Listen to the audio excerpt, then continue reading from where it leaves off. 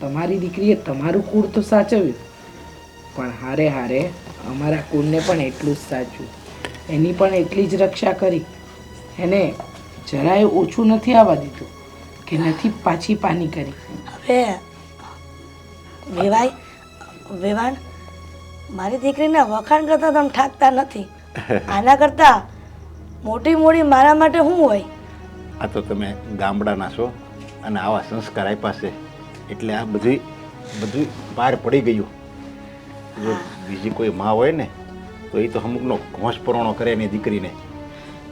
કાંઈ વાંધો નહીં વેવાણ. હાલો ત્યારે તમારો સમય બહુ બગાડ્યો. હવે મને રજા આપો. રજા નથી લેવાની હો વેવાણ.